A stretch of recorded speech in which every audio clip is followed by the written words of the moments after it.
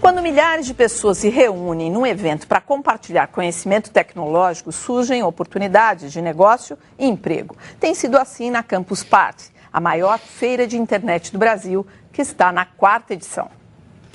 Eles chegam carregados de malas e com muita vontade de aprender. Eu vim aqui para fazer palestras, oficinas, aprender bem mais da minha área. A Campus Party é um evento que reúne pessoas que querem conhecer as novidades tecnológicas do mundo digital e compartilhar conhecimento. E para isso não tem idade. Por que você trouxe a sua sobrinha? Porque ela adora tecnologia. Então essa molecada de hoje em dia tá ligada em redes sociais, essas coisas. Ela tem Twitter, tem Orkut, tem Facebook. O que você pretende fazer aqui, Maria? Conhecer gente nova. E brincar na internet? Mais de 4.600 pessoas, boa parte de fora de São Paulo, optaram por acampar aqui mesmo na Campus Party para não perder nenhum dia do evento e ainda fazer algumas amizades. A interação de pessoas, né, em volta de uma mídia, que é a internet, a amizade, o conhecimento que você, através das palestras, você adquire conhecimento e trazer o projeto para expor. Além de toda a tecnologia, palestras e oficinas, o evento quer descobrir talentos e estimular novos negócios. Nós temos mais de 70 empresas que apoiam o evento, todas elas recrutam aqui dentro. Elas aproveitam as melhores cabeças, as melhores ideias e às vezes, por muitos serem jovens, eles nem percebem o valor que tem, mas tem quem perceba. Esses jovens entram aqui com um título, o de ser nerd. A gente costuma definir o nerd como uma pessoa que tem curiosidade e vai além do superficial. Essa dupla tem muito orgulho de ser nerd, por isso vai fazer uma palestra sobre o assunto. Gostar de conhecer as coisas, sabe? De gostar de procurar as coisas, de ler, de procurar cultura, de produzir cultura. Aí que está o orgulho, a gente usar a inteligência para produzir algo melhor para a humanidade.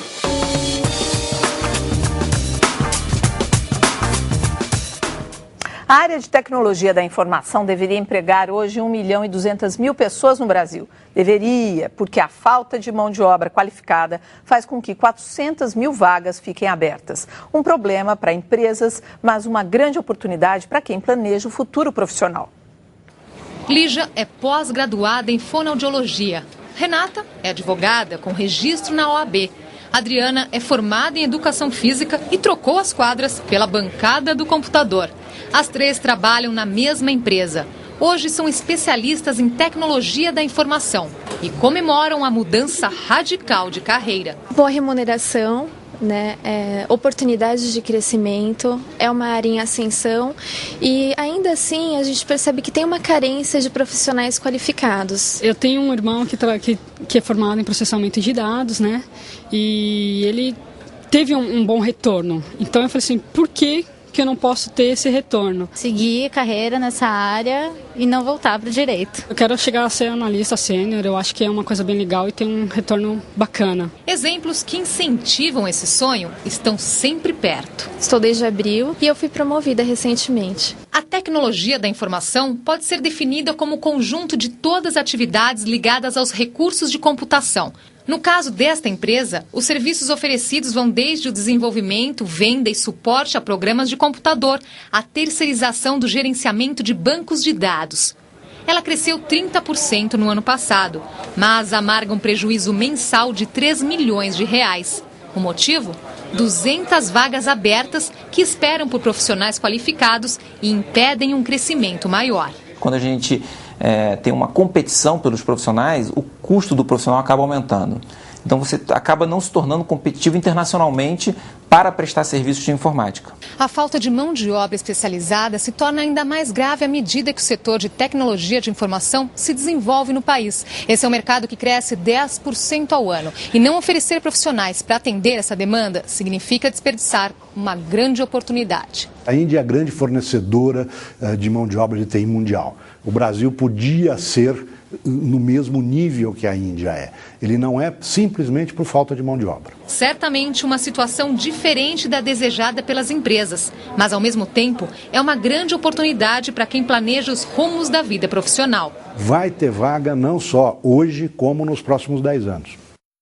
Quer dizer, a gente viu ali na primeira reportagem, lá do Campus Party, parecia uma feira de oportunidades de trabalho. E aí depois essa matéria a seguir mostra assim, olha, tudo bem, mas esse aqui ainda é mais um setor que está faltando formação, né? Educação e tudo mais. A Campus Party é uma paisagem em si mesma muito interessante, porque ela junta as duas forças que criaram a internet.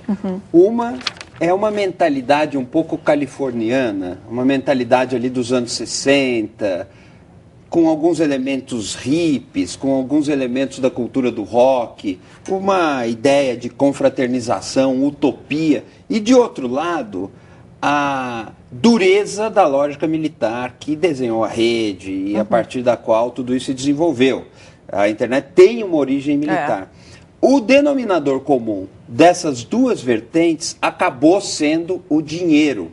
Então a gente vai a Campus Party, vê aquele acampamento, aquele clima, às vezes, que lembra até o Woodstock, um clima de liberdade, de descontração, e ao mesmo tempo vê que as empresas estão indo recrutar gente lá. O capitalismo se reinventou com essa revolução tecnológica, descobriu novas relações de trabalho, não necessariamente mediadas pela carteira de trabalho, e aprendeu a recrutar gente, desenvolver projetos em outras bases, e se reinventou. Então, mas eu fico pensando assim, essa curiosidade que aquele menino falava ali, a gente é nerd, a gente porque é curioso e tal, será que essa curiosidade não pode levá-lo a se formar melhor para ocupar vagas e, enfim, conseguir um trabalho melhor, inclusive? Não é suficiente. Os Marcelos e as Natálias que estão andando por lá e reinventando o Woodstock,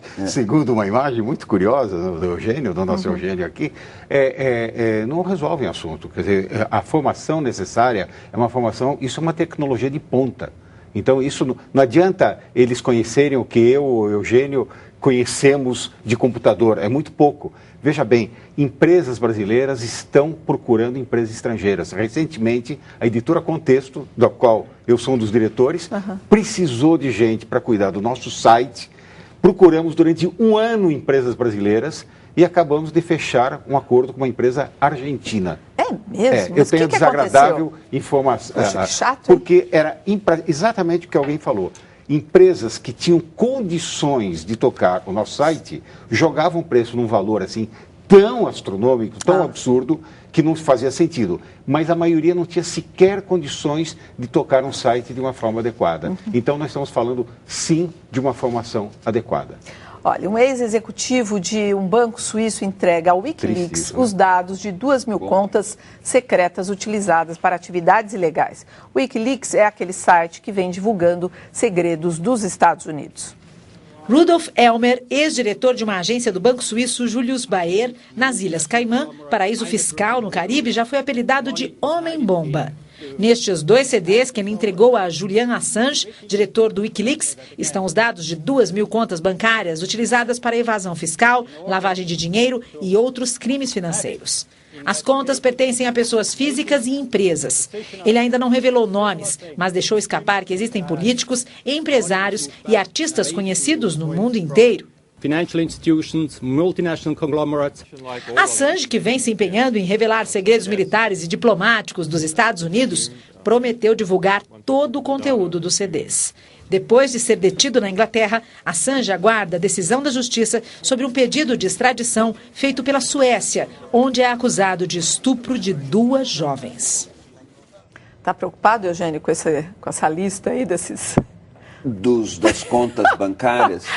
Eu não estou nem um pouco preocupado, mas eu estou, isto sim, intrigado, porque de um lado é uma notícia positiva e de outro é sim uma notícia ameaçadora. Ela é positiva porque de uns anos para cá, as contas abastecidas com dinheiro ilegal ou as contas cujos fundos iam para atividades ilegais começaram a ser investigadas e muitas vezes os fundos foram repatriados, foram devolvidos aos seus donos originais. Isso é um movimento que está muito no princípio. Então, se são contas ilegais, se o dinheiro é produto de corrupção e que isso venha a se tornar público... Ou narcotráfico. Né? Narcotráfico, terrorismo, corrupção, isso pode ter um dado positivo. O dado ameaçador é aquele que vem vindo sempre que o Wikileaks é notícia. Quer dizer, onde está a privacidade? Onde está a garantia de privacidade? Se eles vão atropelar a privacidade, às vezes expondo situações pessoais ou familiares de pessoas cujo dinheiro não vem de atividade ilegal, isso pode ser um problema. Né? Você acredita que esse dinheiro vem de atividade ilegal ou pelo banco, pelo patamar do banco? Pelo que você eles não me passaram anteriormente a lista, então eu realmente não tenho Não, porque você dizia aqui que esse banco era uma instituição. Mas veja bem, o Julius Baer é o terceiro banco da Suíça em importância e é o primeiro banco de investimentos que eles têm. O primeiro banco que cuida de patrimônios, né? É o mais importante. Quer dizer, eu acredito que seja um banco que tome certas precauções para receber contas. Acredito, não tenho ideia. Mas é diferente de um banco qualquer, que há bancos de segundo, etc. E tal. É considerado um banco excepcional.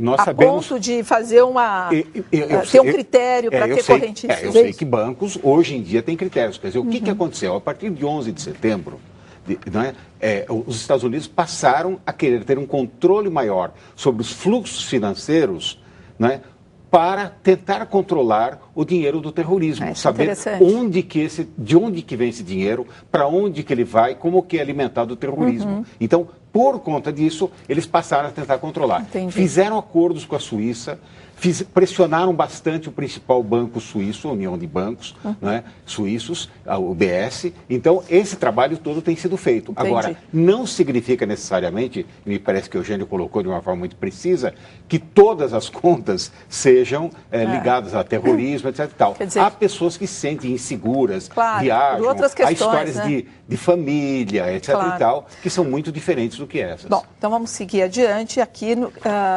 daqui a pouco, depois do intervalo, no Jornal da Cultura, Irã anuncia que suspendeu o enforcamento de Sakineh Ashtiani, a passagem polêmica da cantora inglesa Amy Winehouse pelo Brasil.